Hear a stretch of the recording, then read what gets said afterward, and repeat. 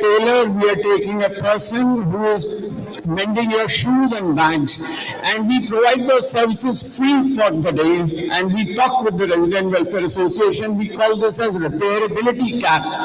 You are extending the life of the product by minimizing the additional products coming into it, and every person who takes the service has to sign a receipt. Like you saw in the morning, a pledge being taken. They take a pledge and they say that we will segregate our waste in 3 or 4 categories as the systems are laid. So I think so. We have many young people here, and we have those who are dealing with the young people. So I think so. Let's get into a little debate and discussion. Rachna, since you are working in the field of circular economy so much and really putting the practice, and you're working with governments all the time, I just wanted to ask you one thing. We have got new guidelines of the plastic waste management lastly, which was amended. What are the key interventions in terms of Goa, since we are sitting for the Goa key interventions for circular economy that you can specially focus for the sustainable development goal number 2? And if you could share some of those, then we've got 25 minutes, we'll take about 5-7 minutes, and then take the discussion a little bit. Thank you. Over to you, Rachna. Thank you. Thanks, Mr. Sodhi, and thanks to the State Pollution Control Board and to the organizers for inviting us here. For us, Goa is not new. We have been active here, I would say, over the last 6 years, working on the topic of circular economy. And I would also say, before I come to Goa, just one element, which is also crucial when it comes to circular economy, is the entire policy that is shifting now towards the manufacturers, towards the producers. I don't know why there's always this gap with the mic.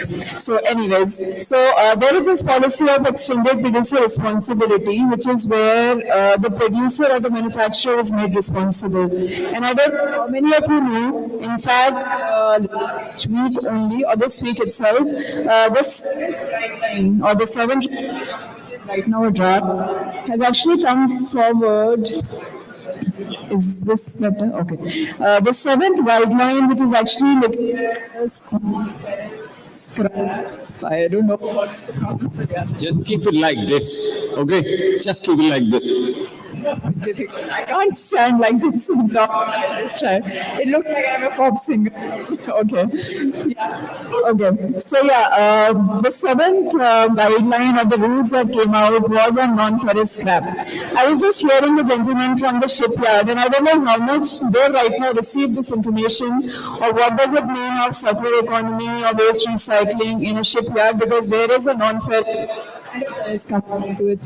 So my only element of mentioning this is only that there is a lot of policy development that's happening globally, locally, at state level as well. And this is where I think we need maybe. This is where we need a lot of, thank you. This is where we need a lot of, I would say, a multi-stakeholder engagement. And Goa is a state which I think we heard also in the beginning, is the first state in India to actually have a circular economy strategy, which was 3 years back. So that anyways is quite remarkable. But something that the Goa government also did very recently, and that's not just in India, it's actually South Asia. It's the first state, or the first, I would say, an initiative on DRS to come up with a policy on deposit refund scheme approved by the cabinet. Getting a go-ahead from the government is, I think, a very, very big step, which actually puts, as you started with, a consumer engagement. No?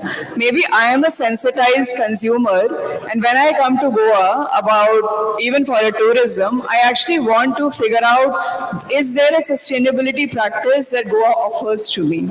And I think that's where deposit refund scheme, which is, I would say, would be a pilot, would be coming into different forms and shapes. I saw something also with Godrej, which is coming in. But yeah, I think so. What is important is to see there is not just a government policy. You actually enable private sector. You enable organizations like us to also come in and support in a way, and you also work with a lot of, I would say, civil society, social actors who actually bring in innovation into the policy space, so that it's kind of an engagement where you're actually coming up with solutions. So I think that's something Goa is doing very, very differently.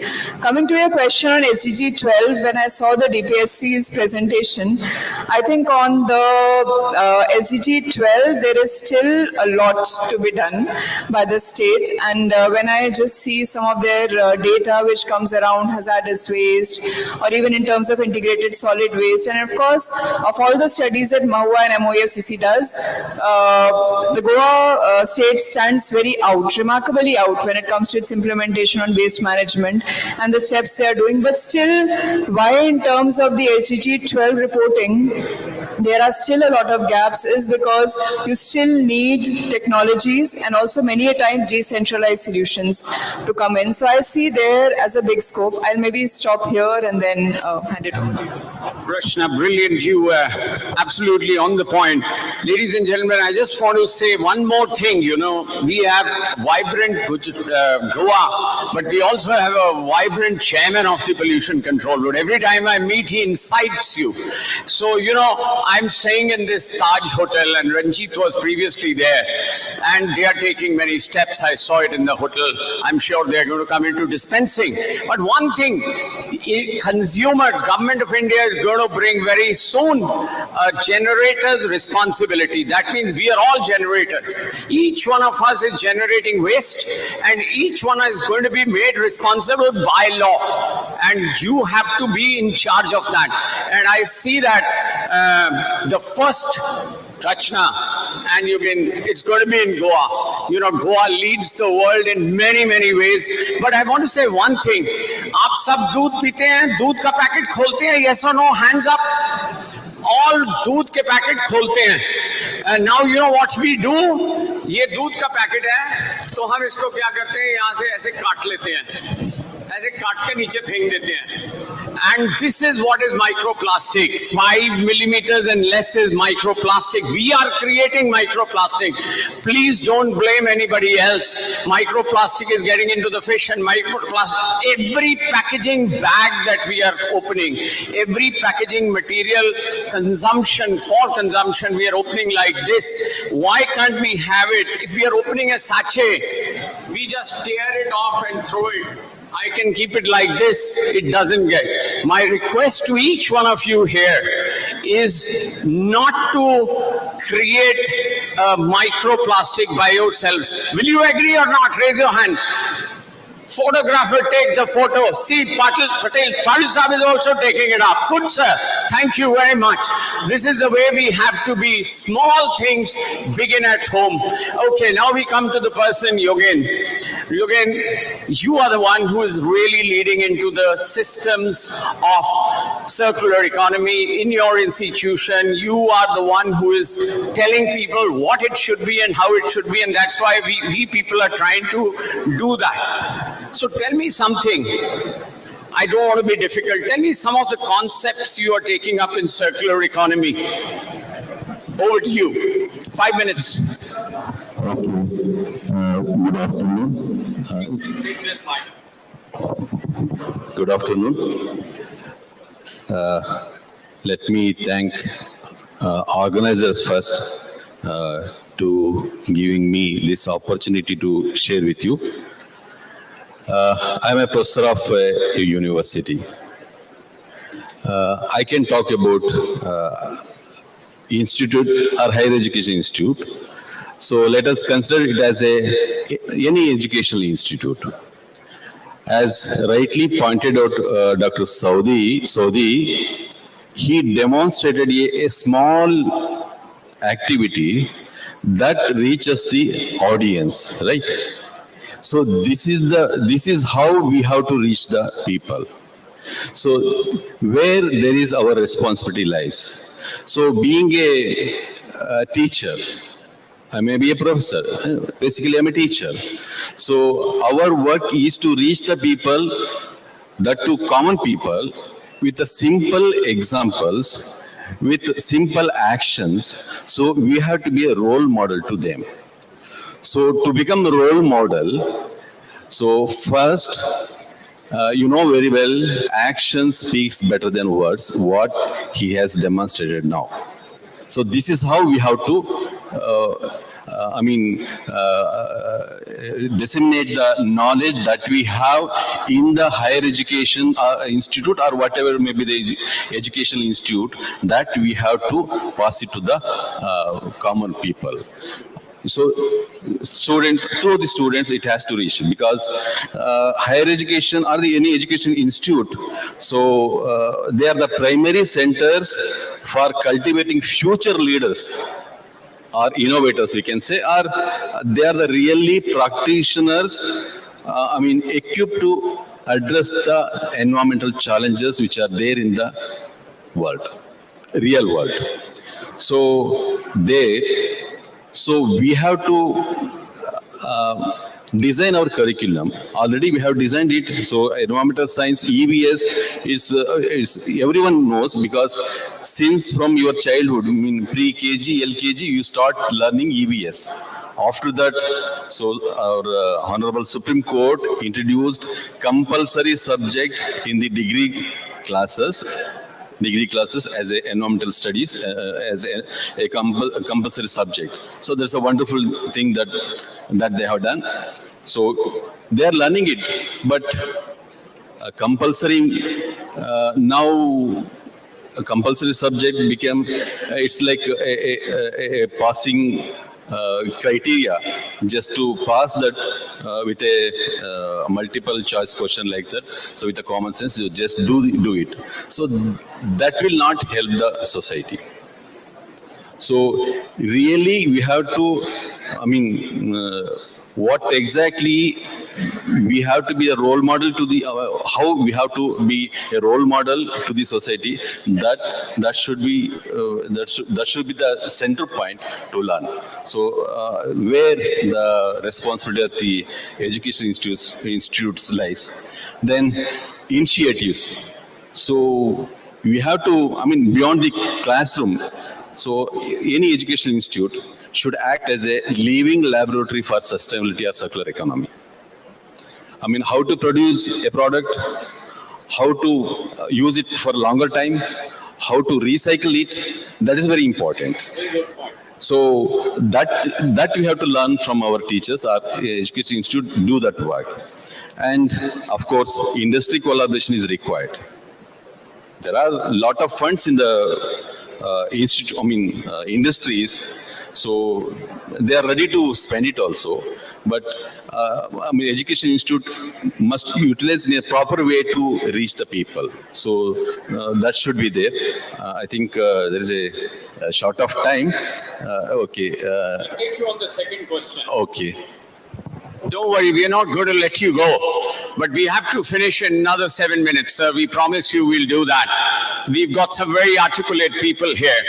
You know, one thing which I must say, what he just said and what Rachna said, they said we have to reimagine the way we produce, consume, and dispose. Don't think that disposal is not important. That's an equally important way of the circular economy.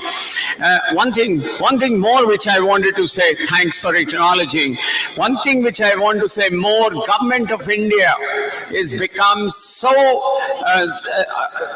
how should I really put it? They are really putting their heart into the whole soul of environment.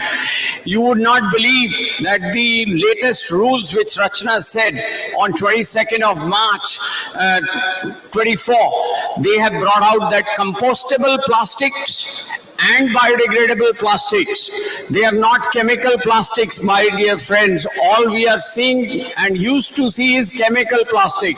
Chemical plastics can be recycled, but compostables and biodegradables do not get recycled. They get decomposed and under certain conditions. And for that, they have brought international color coding. We have been fighting across with them since long.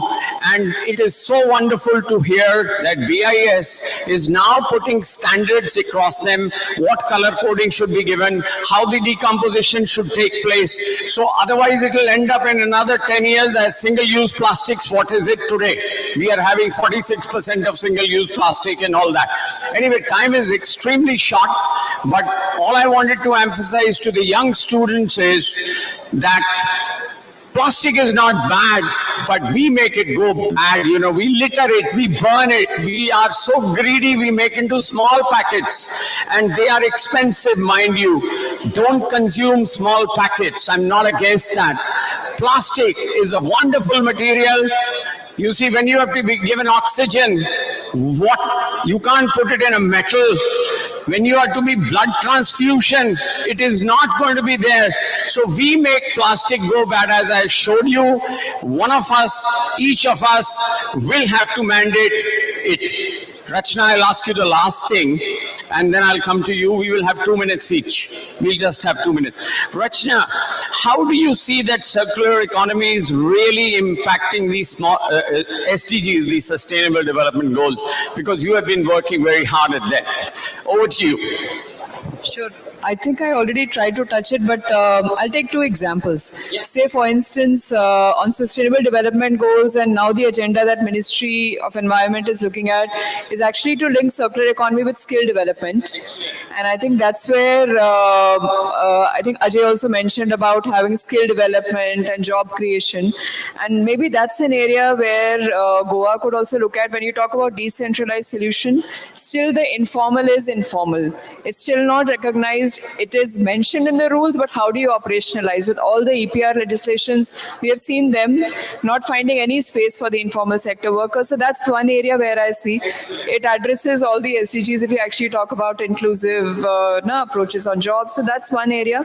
The other, I think, coming back to circular economy strategy for the Goa, considering tourism as a major GDP or a state GDP area, maybe it would be good to also see, and that's what it's happening in the Europe as well. When you see the influx of tourism, when you see the influx of population coming in, maybe even introducing something like a tax.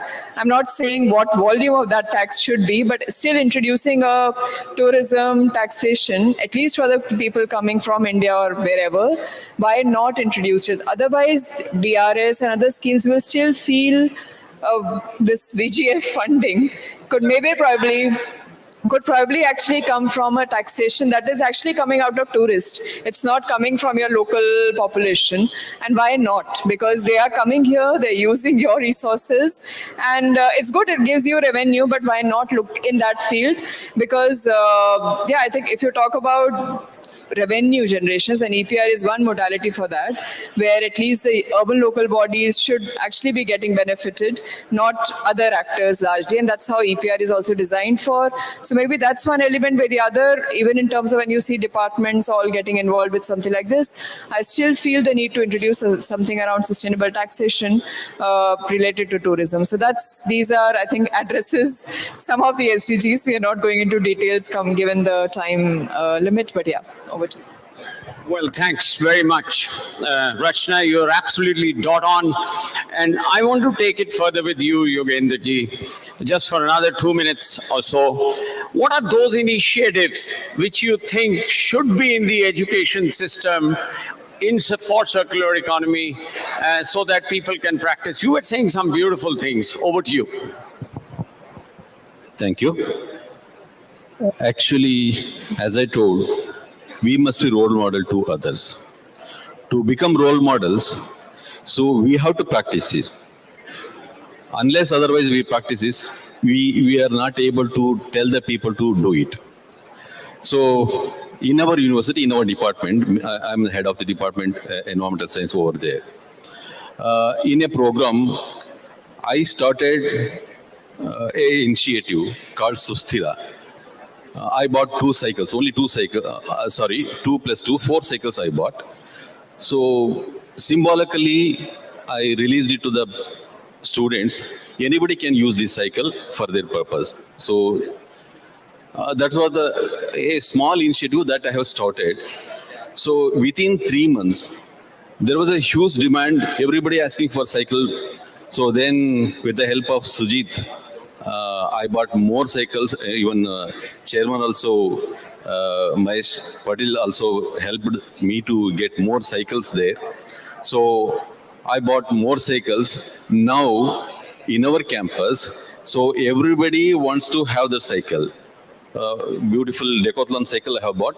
So all the students, even employees also want to go by that cycle. So this is a small initiative that I have taken. In the same way, we have steel cups and bank system. I mean lending system. So we have sufficient steel cups and plates, even bowls, glass bowls also for programs like this, because in our university, invariably once in 15 days or in a year, more than 50 programs we conduct. So for all those programs, we usually prefer single-use plastic, right? Usually SUPs, usually we will prefer that. So I started promoting, insisting them to use our plate bank, our cup bank, and they are using it. And in our department, we completely stopped SUPs. So that is it's a wonderful program that is going on, and everybody is participating in it, because we are we are educating them to get the plates and cups from our department. They are using it. In the same way, I am using, before telling to others, we should practice it. I am using electric vehicles since from last 2.5 years. So I recommended the people to get the vehicle, and I installed one electric vehicle charging station in our department. With my expenditure only, I installed that electric vehicle charging station. So there are so many scooters are there, even cycles are there. They are charging it. In the same way, again, solar lights I have proposed to our campus. So we are implementing it, and solar panels to all the buildings, we are planning it. So this is how we can start the initiatives, small initiatives. Definitely, actually the first initiative, I have mentioned it as, I named it as a Sustira. So that is the sustainability, in Sanskrit, sustainability is an equivalent word Sustira. So the Sustira Eco Club, Sustira Eco initiatives that we have started. So it's going fantastically. They are using it, and we are getting the result also. Because I have given only 2 minutes, I will stop here. Thank you for the opportunity. I will over to Sodhi sir. Wonderful. Please take this opportunity to interact with these 2 speakers who are here because of time short. But you rightly said, so to be the change, you have to be the change, and you have to start. That's what Mahatma Gandhi ji said, and I think so rightly deserves that to be true, to really implement that. Now, let me also tell to the young students, there are 7 types of plastics and each is having a number. The number 1 means it is easiest to recycle, and the number 7 means it's difficult to recycle. But that doesn't mean it cannot be recycled. So what I'm trying to say is that we need to understand the ethos of it, and we really need to take it forward. But I think so you said about the informal sector, Rachna, and how you are really bringing in. We have a small card which we have created, which we call it a dignity card. In UNDP, we created this with a program that every Safai Sathi, and I feel very proud to say that in Goa we have more than 1,000 people, those who have been given, thanks to people like Mr. Patil, and there are many others who have been a part of the show. And these cards list the number of schemes they are linked to: health, insurance, medical, and children's education. These schemes are for them, but they do not have a permanent residence because of their shifting nature of their work, because that's how they don't get it. But do you want to say a last word and then we'll close it? Time is up, I know, but last word.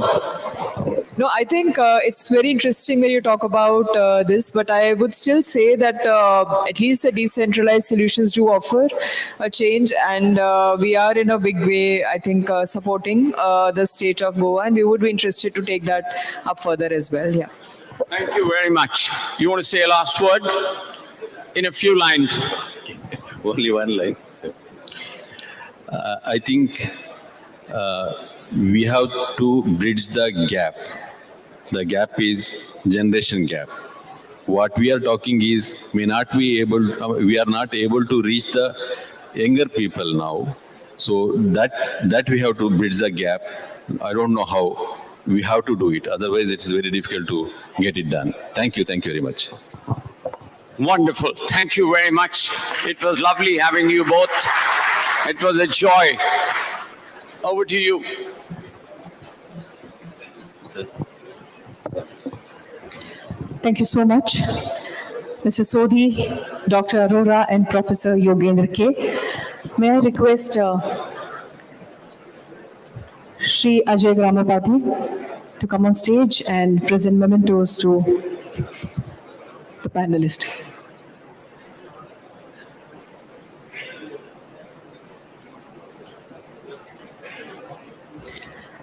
I request Mr. Rasik Naik to come on stage and felicitate the panelists. And I must not forget, the lunch was brilliant, beautiful. I'm sure everybody enjoyed it. Cheers for those women who made them.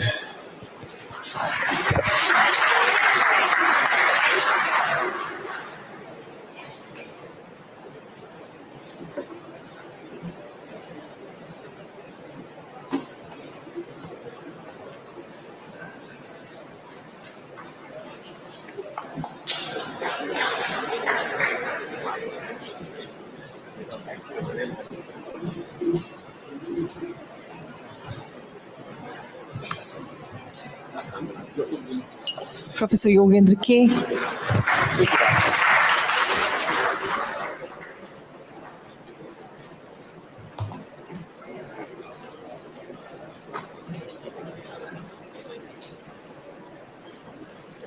Dr. Rachana Arora.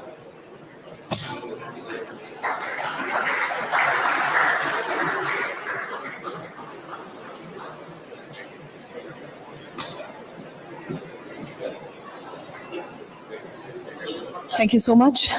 Kindly take your seats in the auditorium.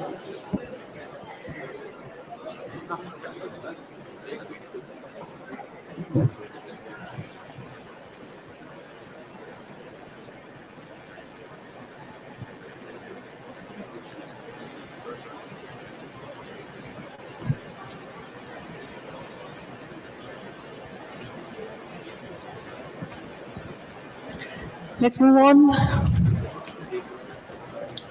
to our next discussion on roadmap and way forward towards accelerating Goa's ASGs. And I would like to call on stage Dr. Ashok Khosla, Chairman,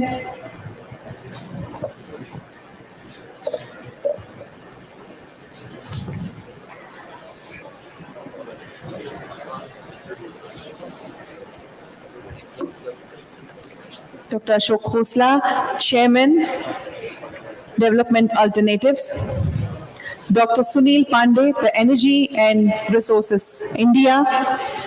Dr. K. Janardhanam, Chairman, Goa State Research Foundation, Porvorim. And Dr. Pradeep Sarmukadam, Member Secretary, Goa State Biodiversity Board. A warm welcome to the chair as well as all the panelists. Requesting Dr. Khosla to take over.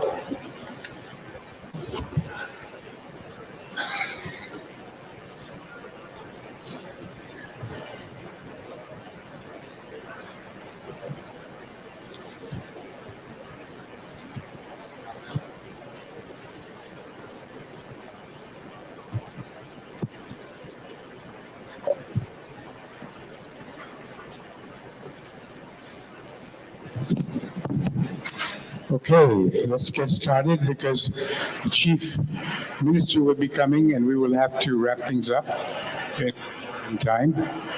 So I thought it would be very useful to get started by just outlining the work we have this afternoon. Before I do that, I want to pay tribute to the previous session.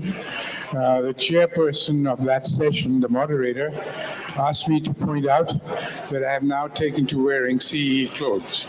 This thing was made by one of his projects, and I want you all to know that it is very comfortable. It's very nice. I love the color. So here I am in CE clothes.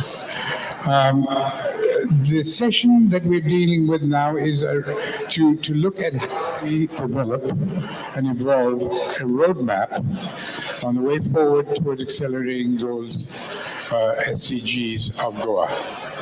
So SDGs, as you all know, are these 17 goals, actually 16 plus one, which is an overarching goal, on various aspects of poverty eradication, of various kinds of deprivation eradication, and all the way to resource management.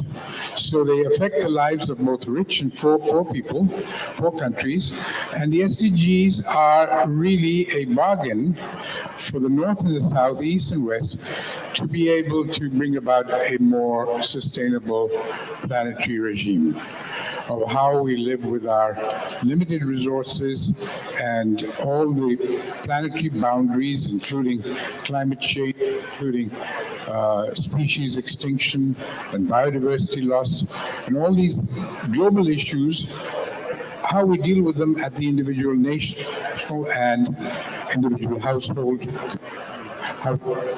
So they're meant to be a guide to help us implement at the local and individual level things that have a global impact. And 105 heads of met in New York in 2015, basically hammered these out, and they all agreed would get to doing this, because individual nations cannot do them all alone, nor can individual communities. So we have to play our part in helping the rest of the world do their part. In the morning, we heard from several speakers, including myself, that the efforts of Goa, instigated by the government and by NGOs like Vibrant Goa, have a very big meaning in terms of demonstrating to the world how all this can be done. So if we can get it right here, it has a lot of multipliers, has a lot of potential impact through leveraging other places to do. Speaker, I'd like to address this. I would like them to give us very specific suggestions on how this roadmap for accelerate its implementation of the SDGs, and not only that, but to point out the kinds of things that can be done at the local level and at the state and district level that we need to propagate for all of us.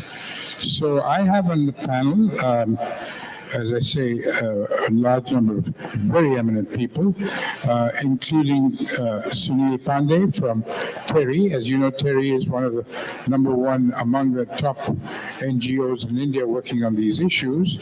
And I would like to invite Sunil Pandey to give us a quick summary of how we should look at this roadmap.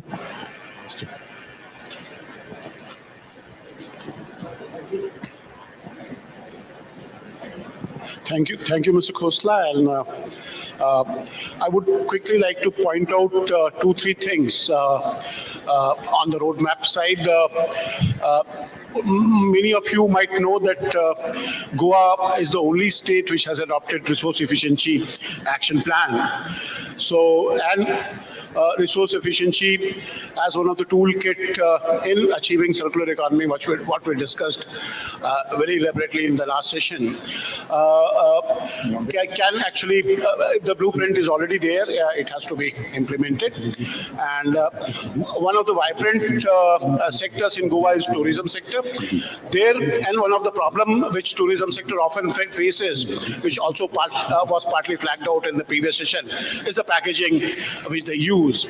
So it's time that tourism sector here works with the government, with the policymakers, to look at how they can come out with packaging which is easier to use, which is easier to collect and easier to recycle.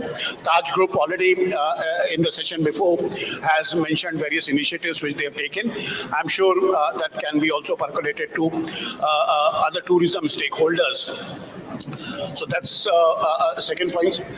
Third point, around a decade back, we did a policy-based study for Goa. I don't know if some of you might remember. It's called Disha Goa. Disha is an acronym, though it's also called directions.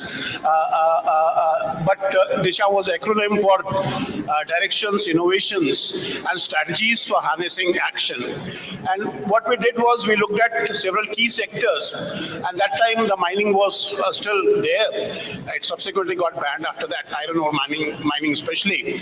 We looked at mining, we looked at construction, we looked at thematic areas like water resources, pressure of these on water resources, pressure of this on air pollution, waste management, and came out with baseline assessment of what's happening in those thematic areas, and looked at strategies which would how these sectors can take more sustainable action in say 2025, which is almost now, and 2050. And I would say that it's high time if we can take a stock of a situation, do another such study to look at, because we are almost in 2025, and what was kind of forecast at that time, how are we faring in those? Rashna already pointed out, and also a planning commission gentleman already pointed out in morning, that there's a lot of work to be done in SDG 12, which is about sustainable consumption and production, sir. So, and partly I believe that Goa has been lagging in SDG 12, which is a little surprising because Goa is a very aspirational state. I think partly it's also because of its tourism, which is catering to. So these are few words which I thought I should flag out in first course. We'll have the first round with everyone, and then we'll have a second interaction on that. So may I now invite Dr. Janardhanan to address this issue of the Goa State Research Foundation, which is an amazing new pioneering initiative, to nurture research and kinds of analysis of society. Thank you, Chairman, sir, and thank you for giving me this opportunity. I think it is also SDG and ESG, both we are supposed to address. And before that, I would like to give this prelude. As part of NEP 2020, Goa government has established various things. One of them is Goa State Research Foundation. So far, this is the only state to have established such a foundation. This has got a lot of bearing for our roadmap. One, if you see right now, maybe top 1,000 listed companies are supposed to report their ESGs, and they are all doing well because they are all big companies. They have a lot of resources, both from environmental as well as social aspects. They are doing very well. Of course, the internal, the other one is governance. Definitely they must be doing. That's why they are on the top. This is one. But how about the small companies where they don't have resources, they don't have expertise? I think this is audible. Hello. Yes. These companies cannot. I think that is better. Excuse me. That mic is better. Is it? Okay, fine. I'm sorry. So for these kind of people, anyway, they have to, I think I have to hold it very far away. Is it audible? I think that mic is better. Please give that. It was better than that.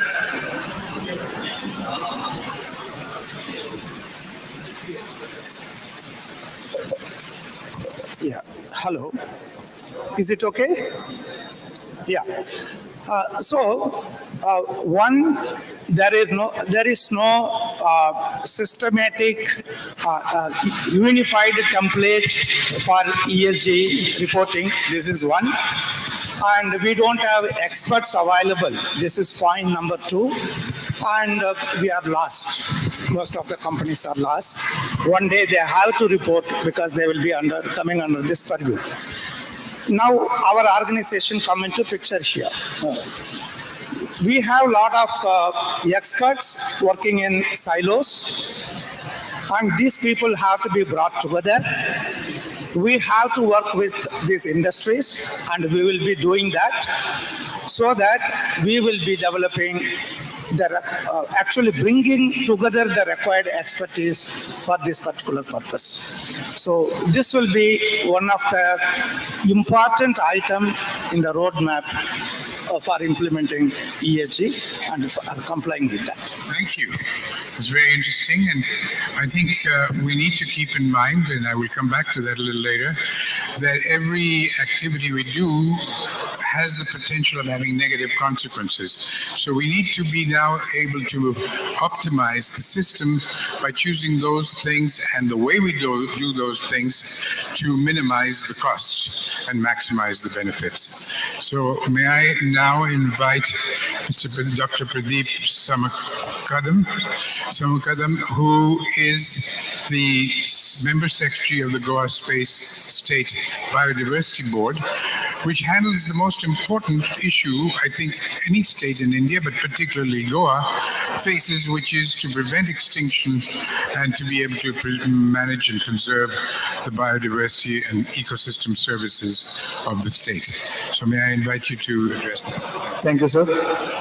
When it comes to roadmap of ESG and SDGs, I think SDGs is something that we are looking at a global compliance level, whereas ESG is required for every industry, every business that operates. And when it comes to biodiversity and ecosystems, I think everything ends in the ecosystem and everything starts in the ecosystem. So if we were to look at any activity that happens, previously it was just HSE, that is health, occupational health, safety and environment. Then it was realized that there is necessary to include social angle. Then all other acts, it was not only Factories Act, but it also included labor laws, compliance to various social activities. It means now we are looking at ESG as an important component that drives the business. And today the investors also looking at ESG as an important component. So I think when any business wants to go to any state, the first thing that we have to understand is what is the ecological character of that state. Sometimes we feel that 30% forest is more than the national average, or 60% tree cover is more than the national average, but no. If you see the ecological character of our state, even 70% forest, if it is there, it would be a resource, and it is not it is a sink for carbon, and having some animals, some flora, fauna, we should not be scared about declaring that we have particular animal, we have particular tree. It is our asset. Where we have failed is to realize that this asset can be encashed. Now there are opportunities like carbon removal units, we are working on it, carbon credits, we are working on it, we are working on ecotourism. Most importantly, I would like to say that when it comes to our state, we have an energy plan. Not only that, we have a resource efficiency plan, as Terry said, but more importantly, we have for the first time released State Action Plan on Climate Change in 2023, which has projected next 50 years. So if you look at the situation of the temperature, humidity, relative humidity, everything for next 50 years, if you see our model, it clearly gives you the picture which business are you going to be and what are you going to do. Secondly, when it comes to ESG, I would like to say that most of the industries want to be compliant. They want to be ahead of compliance. And today I feel that voluntary compliance is taking a front seat, provided there is a proper technical guidance. I think most of you will agree if I tell there are many fraudulent things running around when you talk about carbon credits or any technology. So there are many people coming with one solution, you will have 100 suppliers, and people are confused as to where to go, and mostly people go for L1, the cheapest. And I think here we have to come out with the thing that it is important to give a hand-holding that what is right, what is latest, what is happening everywhere, there is where the technology knowledge has to percolate at the ground level, whether it is industry, whether it is people. And last point I would like to make is, whatever we do has to be properly consulted. It took us 3 years to prepare state action plan on climate change, because we went to every village, we went to almost every institution, research, and those who do not understand what is climate change. So our role was to explain them what it is and then get their feedback.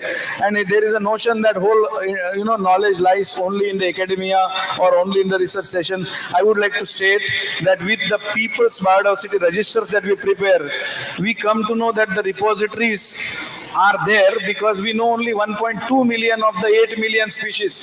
The remaining knowledge has not yet been documented also.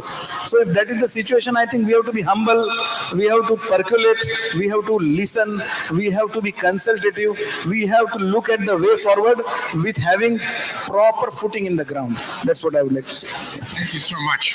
That is a profoundly important statement. And I would like to just branch out of that. But before I do so, I want to extol the virtues of this great Darbar Hall. It's an incredible building, but it has acoustics which amplify everyone's voice. And there's a lot of whispering going on, which is actually dampening the discussion. So please keep in mind that your lowest volume whisper is being amplified by this wonderful acoustic arrangement here, and it's hard to hear each other. So please keep in mind that we've got wonderful statements that are coming out, and everybody should be able to hear them. We had many different ideas, and two of them keep striking me. One is the economic returns on these two sectors, mining and tourism. Now, both sectors have extreme potential for creating wealth for the state, but they also have an extreme potential for causing damage and costs. And we don't often in our roadmaps look at both sides of that coin adequately. One of the things about tourism is that it's probably the reason why the world has had such incredible progress. People lubricate each other's ideas, they cross-pollinate, and they go around the world and bring in new ideas and new potentials for transferring wealth and so on. But tourism is not without its costs. Tourists have some bad habits they bring with them.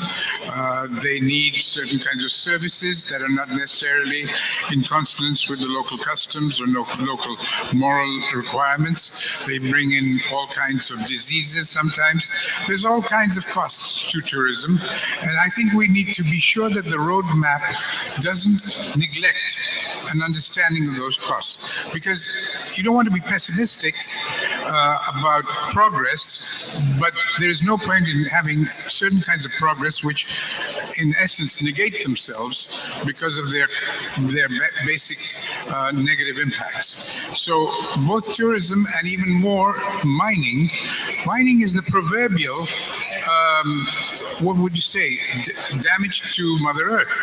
In many ways, mining, in the eyes of many purists in terms of environmental champions, should be prohibited. Now, I don't think that is the correct way to go.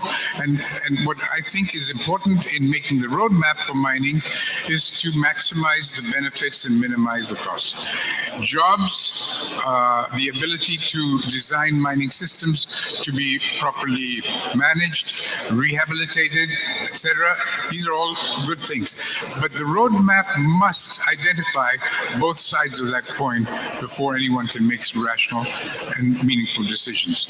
So let me ask you to take any examples you want, including mining, including tourism and anything else, which have both positive and negative impacts, and how we're going to be able to deal with them in a roadmap. That's one of the things I would like to ask. Any one of you would like to take the floor? Thank you.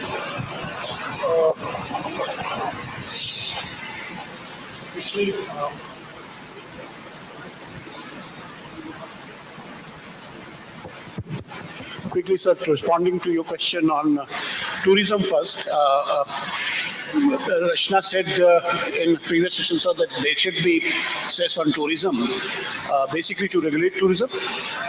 But important here, probably I would like to explain that argument a little further.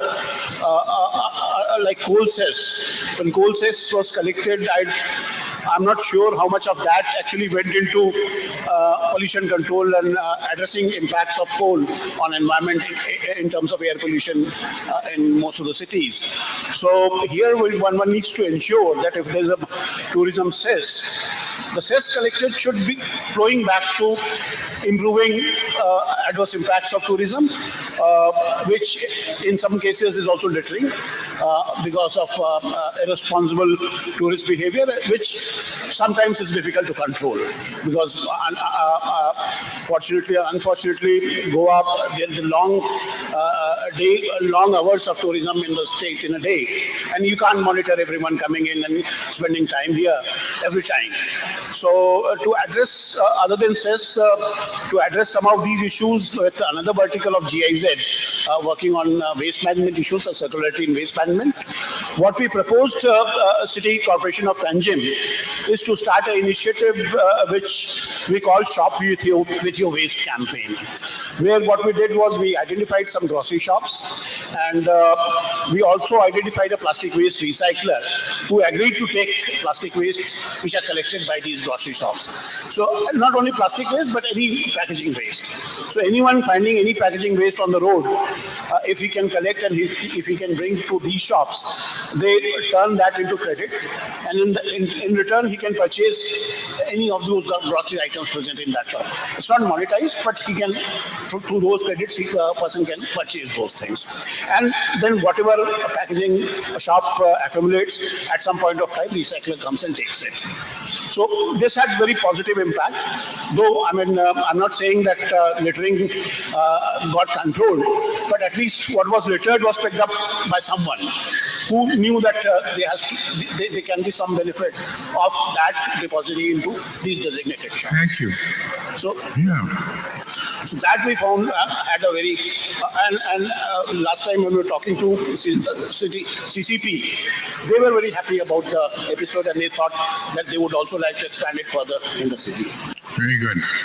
Well, look, environmental issues like waste and like litter and so on are obviously tip of the iceberg. They are big and they need to be dealt with, but that's not all. There are a lot of cultural, social, and other impacts, some negative, some positive. And I think it's very important for us to keep in mind that the pressures on the environment, on biodiversity, on health, and on air pollution, etc., of tourism needs to be looked at. But they also bring in, certain kinds of moral issues and ability of local communities not to be able to deal with foreign values, if you like. And I think it's important for us to be very aware that the costs can be second order, third order, and sometimes very subtle. So would you like to add to that? Thank you. Yes, sir. I think when it comes to tourism, Goa receives 4 to 5 times the population of our state population. It means the floating population is 4 to 5 times more. So when this happens, I think it calls for whether we have to look at we have to have clarity, whether we want number of tourists as more or we want more revenue. If you look at Bhutan, that is one model. If we want more people, then you can go around and you will find around the gardens people having their gas stoves, pumping it, and hundreds of them coming and sitting there and eating and throwing and going. Do we need such type of numbers? Or are we looking at a quality tourism wherein even in our waterfalls which are pristine, if you start finding bottles and plastic things where it is so much inaccessible, there are people who are going disposing. If this type of tourism is there, then I don't think we are on the right track. We have to look at when we call Goa beyond hinterland, Goa beyond beaches. Excellent slogan. But then it puts more responsibility on us because these are very pristine ecosystems, whether it is a pandanus ecosystem, whether it is not only mangrove is quite robust. But if you see the caves which are there, we have unique varieties. We have the experts like Borkar who have studied bats for the first time in our biodiversity board. Now we are preparing a biodiversity strategy action plan with 16 subcommittees, and I think these several plans which are policy documents have to be converged. As we look at convergence of governance with more approach that is converged and not silos approach. I think we are also looking at the convergence of policy level documents, clarity of thought when it comes to top level to the level of execution. And that is where the local planning is very, very important, but local planning with conscious and well educated, properly capacity built society. Otherwise, people who do not know about certain concepts like invasives and exotics, they may start growing them because it gives more money. So I think it is both way. When we consult and when we have consultative approach, we have to have well-educated people who also take decisions. So it's a perfect mixture. So my point is, whenever we are looking at the development of sectors, we have to also look at the challenges and we have to have the ways. The way forward when we talk about, that is the way which should be realistically designed. We should have people who are grounded. Our policy document should not be simply another piece of, excellent word, a document which sounds beautiful and looks excellent. I think it should be practically implementable. This is what I feel. And we go to people, we work in the villages, so we know that something that cannot be implemented and we are targeting, we will not achieve. Rather than plan something that we can achieve, that is inclusive, that takes everybody around and participatory. This is what I would like to say. Thank you. Mr. Janardhanan, would you like to? I think that's a very good and important point, and I think one has to look at the net benefits, minusing the cost. And as you said, Bhutan made a decision, probably a sensible one, that they wanted to maximize revenues. They didn't want more people than, and so the number of flights, the amount of money you got to deposit for getting a visa, etc., are ways in which you do this. Now, in a democracy, in a union of states, that's not really possible. You can make things more expensive, or you can have a cess or whatever you want to do for hotel stays and for flights and so on. But the fact is that the way it's done in Bhutan is not really open for Indian, maybe for foreign tourists, but not certainly for national ones, internal ones. So I think it's very important for us to find ways in which we substitute other ways of actually getting the balance redressed. It's very fundamental, both in mining and in tourism, to have fiscal incentives or disincentives to manage the issues. But the experience of Goa in what we call ecotourism, homestays, backpackers, low income, low revenue tourism, is that something that is being dealt with in the roadmap, do you think, which should be dealt with?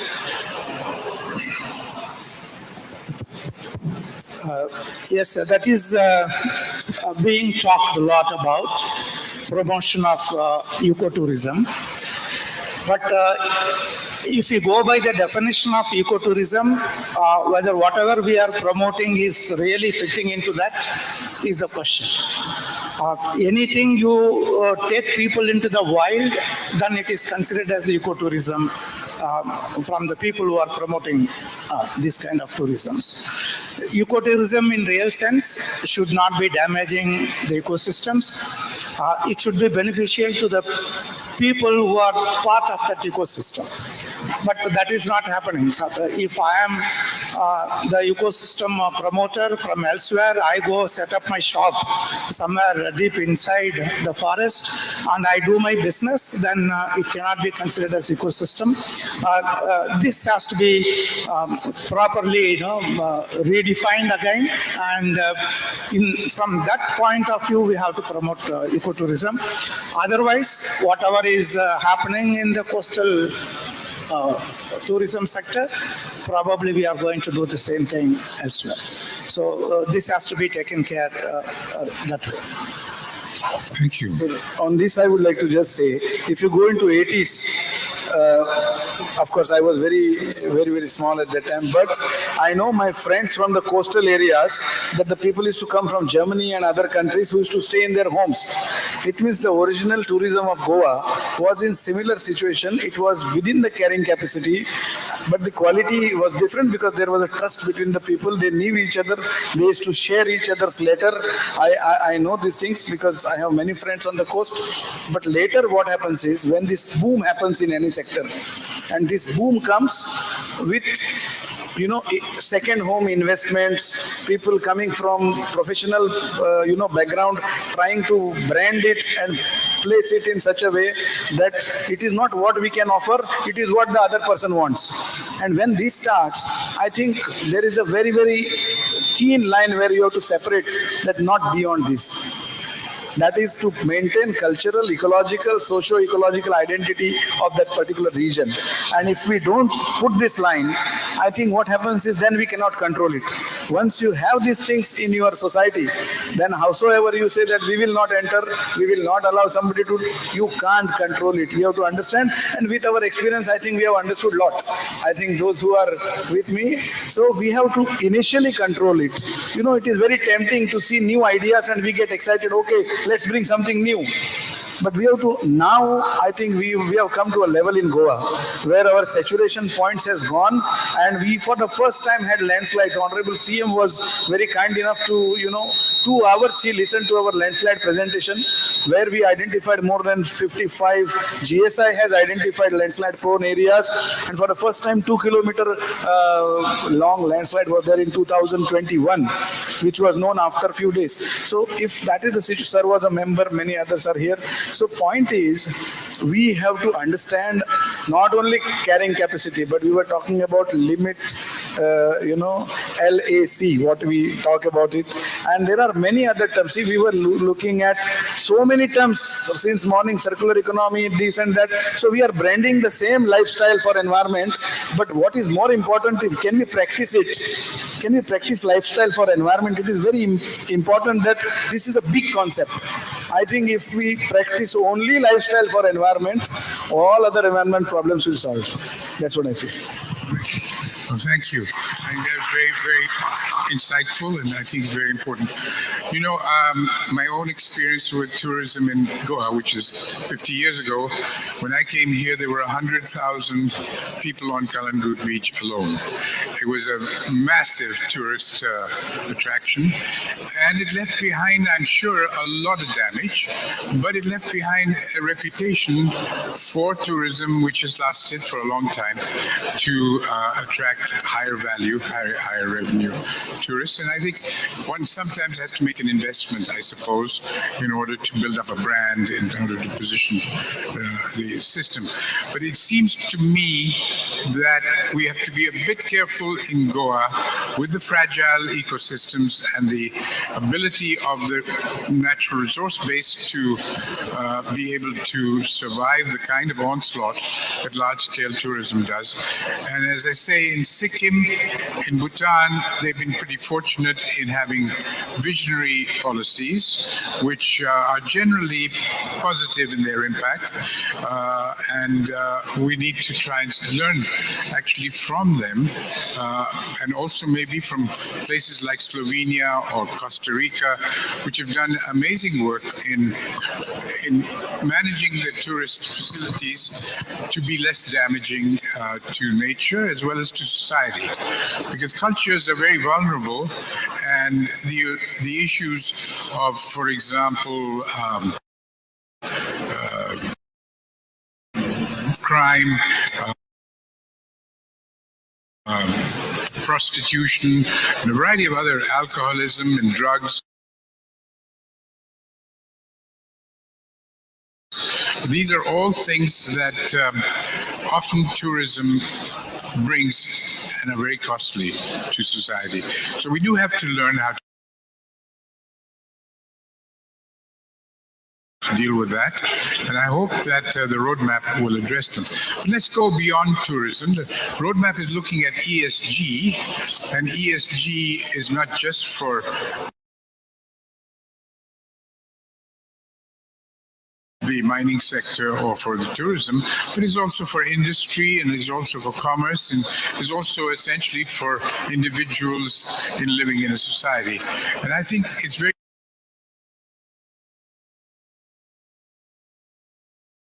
important for us to look at what are the high priority, what would you say, buttons that need to be pushed in order for the culture in industry, in commerce, in among NGOs, among communities, among panchayats, become sensitive to the need for environment and social and governance issues to be oriented towards sustainability.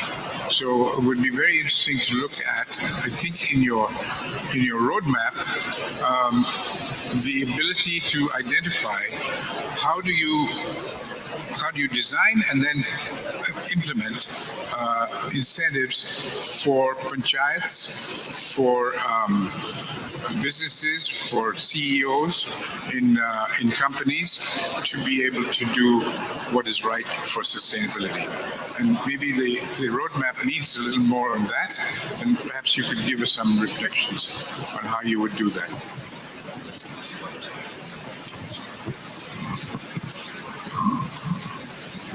Thank you, sir. 2 minutes. Thank you, sir. Starting with industry, so I believe India has a commitment for net zero by 2070, and most of the industries are trying to achieve the same by 2040, 2050. And so that is probably one trigger where aligning with India's strategy for net zero. Industries would also look at strategies for net zero. But looking at net zero, energy plays a pivotal role in that. And a lot of, we probably also talked in the morning, looking at in the inaugural session, looking at the way we, and also pointed out by the Minister for Power, Mr. Naik, looking at renewable energy, increasing the renewable energy portfolio, which sounds very interesting, and India is very ambitiously going towards implementation of wind and solar. But so there is a caution there, which I'm sure at some point of at some stage, Goa state will also have to be ready for that, because it's a small state, fragile state. When we look at solarization or when we look at wind power, what happens after 25, 30 years of installation of these resources? Wind, as you know, wind blades, when they become waste, they are composite material, much like those small boats, which are FRP boats, not easy to recycle, not easy to recover resources from there. Similar things would happen at wind. Fortunately, I don't think Goa has much of those wind installations, but at some stage, solar installation would increase. And solar typically has a life of 25, 30 years, as they say. So what is to be done with those installations after 25, 30 years? State certainly would need partnerships and collaboration with other states who will develop capacities in that point of time. And also batteries, storage batteries, not only because of the solar installations, but also because of introduction of electric vehicles, which should happen pan-India. It's something which it's anticipated that at some point of time, ICE engines will be totally phased out. And there would be, because if we have to attain net zero, transportation has to totally shift from fossil fuel base. So at that point of time, what is to be done again with storage batteries, lithium, and that is where probably some amount of smartness at the state would be required to look at recovery, developing technologies for recovery of resources from these waste materials, which would also reduce pressure on mining. Yes, thank you. So I've been asked by the organizers to start wrapping up, but we do I would like to invite the audience to ask questions, but you have a few minutes and then we must start closing and we will. Thank you, sir. Especially for ESG, we have to map the existing problems with the industry. This is one. It's not going to be easy because they cannot be candid. If they accept certain things, then it will become a point of discussion. And if they don't accept, then we cannot solve the problem. So button number one is mapping the problem. Second one is developing expertise, especially in dealing with ESGs. This is what is lacking not only in Goa, but throughout the country. And three, even among the industries, bringing some kind of sensitivity about ESG and sensitizing them. And the last one, button, bringing the people together so that these are, I'm talking about smaller industries. They cannot achieve certain things individually, but together they can actually achieve this. So these are my 4 points. Thank you. Great. In a minute, I would like to just say that very, very important to have a local need identification when it comes to ESG governance, because legal compliance they will do. But when they have to do, and one simple example I will give and I'll stop. For example, when we had a project in the mind for conservation of biodiversity through livelihood, these are 2 poles which we try to connect. Goa Shipyard supported us with one Goan project, one center. It was for the first time. After that success, they gave us one more center where local women with PBR documented whatever knowledge was there. We produced some products. But with those 2 centers, now they are ready to give 3rd center. But on the other side, District Mineral Fund, supported us with 10 more, which are yet to come. So I think identifying the local needs, connecting the gaps, connecting the linkages to address the gaps, and involving the industry in through their ESGs, I think that could be the way I would look at it. Thank you. Thank you. Goa is unique in many ways, but one way I'm very impressed with, the ministers come on time. And the chief minister is about to arrive. And I have to invite you to tea, for which you have just 5 minutes. And then we've got to be back here to receive the chief minister. So I'm afraid we do have to close. And I wanted to give you all a chance to ask questions or make comments, but I'm afraid that is not possible.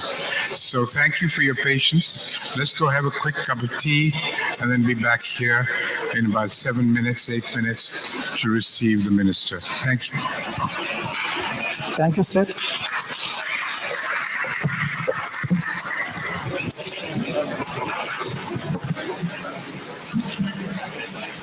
Thank you so much. I request Vinay Verma to come on stage and present mementos to all the panelists.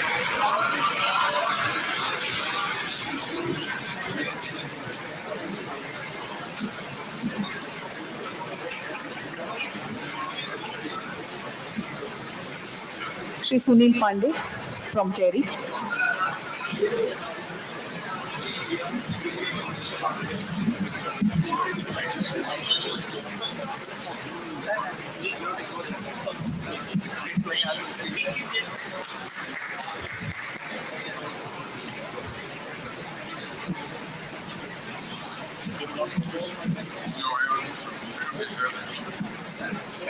Dr. K. Janardanam.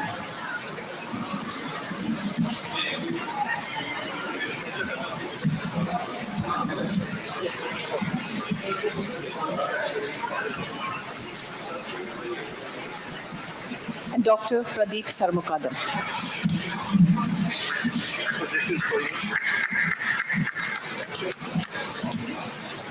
Friends, as you all are dispersing, I just want to tell you all that we'll have a quick tea break, and within 15 minutes we have to come back as Honorable Chief Minister is on his way. He's coming here in a short while, so we break for tea quickly, and we come back here in 15 minutes. Green effect, that was.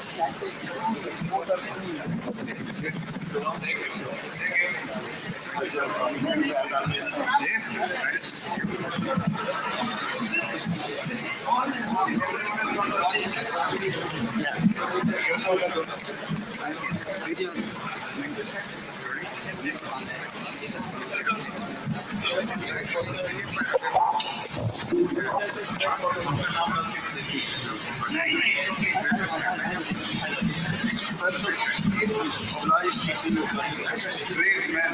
I missed your lecture yesterday. I was invited. But I had a PhD. I wanted to attend you. But I at least make it here. You are become now is people my birth. That's